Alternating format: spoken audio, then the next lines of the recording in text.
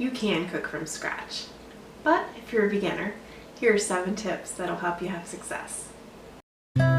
Welcome, I'm Brittany, mom of 3, deep in the suburbs of the South with homesteading dreams. But homesteading doesn't just start on a large piece of property. It starts in your kitchen. So grab a cup of coffee and let's chat about how we're going to catch that dream with one little step at a time.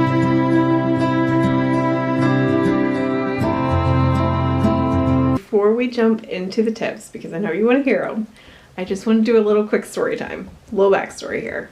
So I started to embark on this whole new little lifestyle a little over a year ago.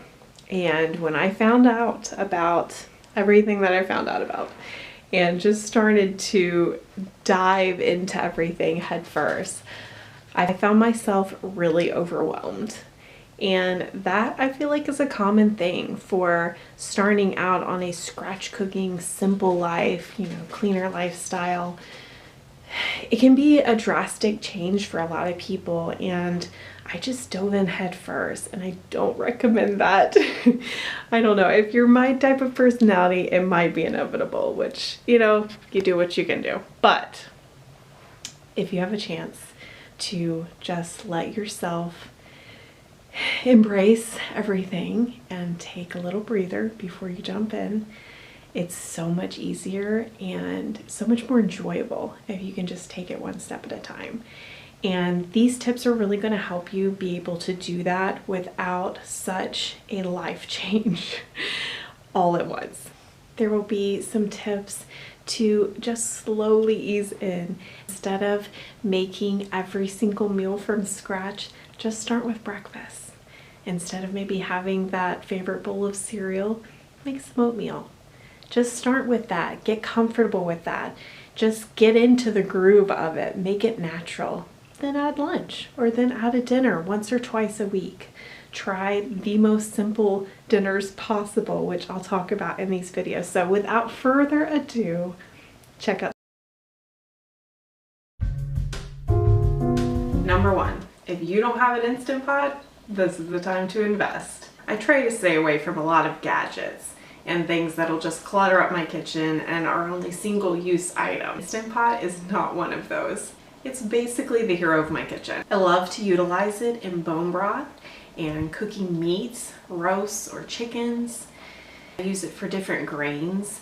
I cook rice in it, oatmeal. The options are literally endless. I even cook yogurt in it now. It's like the best thing ever. It saves me time and money and definitely works its butt off in my kitchen. Do yourself a favor and keep it simple. I think most people hear from scratch or homemade and think of these elaborate 4-course meals that taste delicious and are tons of hours of prep.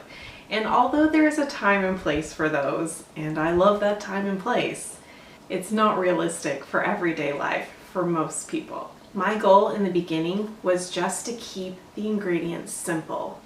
Keeping the ingredients simple means you're not using processed items and you're still providing a nutritious meal for your family. The ways we've been able to do this is by cooking a meat item, a veggie, and a starch usually. That starch might be a root vegetable, or it may be rice, and sometimes we just have cut up fruit as a side to a meal. One pot dinners are great. Sheet pan meals are great for this, or a roasted chicken in the oven that you can put veggies in the same dish and just keep everything in there, soaking up all the delicious juices together. Still super nutritious, and you made it from scratch and didn't have to stay in the kitchen all day to do so.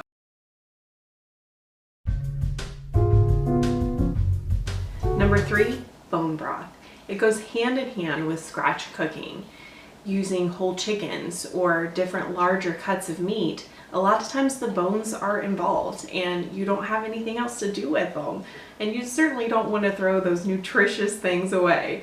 So throw them in a pot, preferably your Instant Pot. Cover it with water, add a little apple cider vinegar to extract that nutrition, and let it go. That's all. It's super simple. You can get crazy with it, adds tons of seasonings or veggies. It only gets better, but all you need to have broth on hand all week to add in soups or stews or in rice. We love bone broth rice. I even use it in chili or to deglaze a pan. Let's just put it this way, we're never trying to get rid of it. We're only ever running out of it. If you've thought about it, you can sourdough it.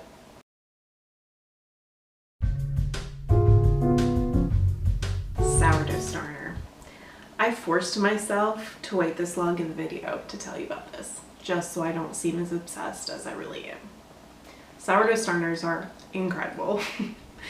First of all, they're not just for the delicious artisan breads and the English muffins and the biscuits and the pie crust, not even all that. Also for the practicality of dinner time. I love using it to make skillet dinners or pizza discards for a quick pizza to throw in the oven.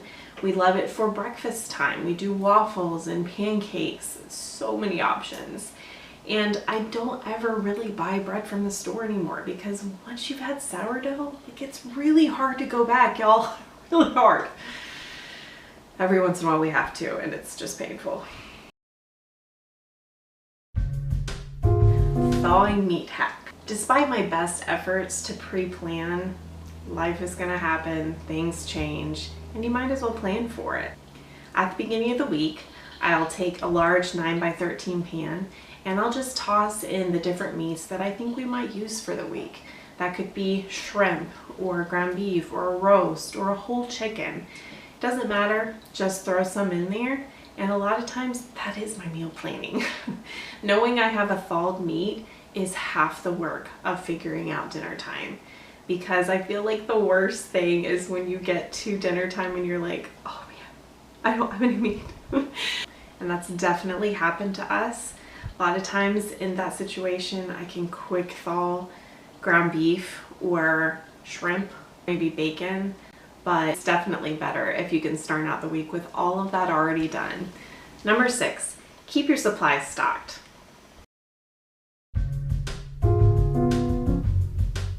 Going along with the last tip, things can change and you may be planning to do something for dinner and it not work out. Or maybe you used your bacon for breakfast and you had BLTs planned for dinner. Keeping stable items on hand is going to get you through that dinner situation without having to involve takeout. But some of our staple items are easy meats, such as the shrimp, like I mentioned earlier, or ground beef that can be thawed sort of quickly. Hot dogs. Yes, I said it. This is a scratch cooking video and I'm talking about hot dogs.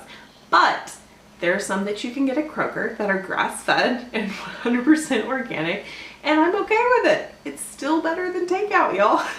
I've been known to keep store-bought buns in our freezer. I know, it's complete shame, but it's still better than takeout. Something else I'll keep on hand is bacon or yeast, because as much as I adore sourdough, you do have to plan ahead. Yeast is great for getting quick breads in the oven so you can still have a home-cooked dinner in a flash. Is einkorn pasta.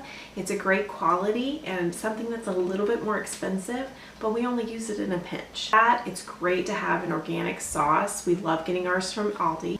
We usually have an organic marinara on hand for a pizza sauce and like a tomato basil sauce for maybe a quick spaghetti or something of that sort.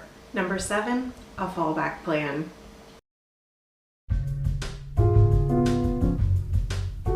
Inevitably be the time that your appointment runs too long, or you're stuck in traffic, or practice goes too long. You name it. I'm sure you are thinking of an instance right now in your head. These are the times where anything is better than takeout. Repeat it with me, guys. Anything is better than takeout at this point. Here is where your freezer meals are going to come in hand.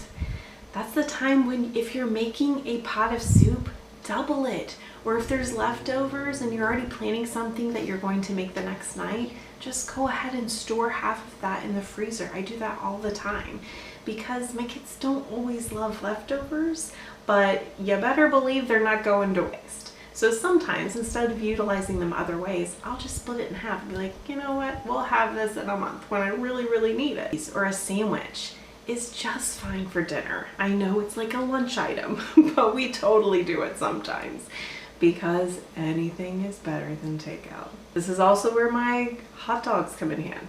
My grass-fed organic hot dogs, guys. Discard pizzas are perfect for super fast dinners. We keep the pizza ingredients on hand and just keep enough starter in the fridge to pour in a pan and get some discard pizzas going. You can literally have them done in about 10 to 15 minutes. Also just recently realized how quick tomato soup is to make. I feel like soups can seem to be a little labor intensive because they involve a lot of chopping or searing your meat first or something of that sort. But there are soups that are meatless that you can pair with a grilled cheese sandwich or a ham sandwich or whatever you want to do that are very hearty and quick to throw on the stove. I made a tomato soup the other day for lunch and was literally kind of taken back. I'm like, wow, that was like a 20-minute thing and all the flavors were developed. I mean, I was impressed, to be honest. But just to reiterate, we're just going for not takeout here. So do whatever your family enjoys and whatever you feel good about. Scratch cooking success comes with preparation, practice, and believing that you're doing such a good work for your family. Good job, friend. Great, right? But how do you actually use them? Well, that's next week's video. Make sure you come back. I'll be giving you some dinner ideas as we cook together. Thanks for coming, guys. See you next time.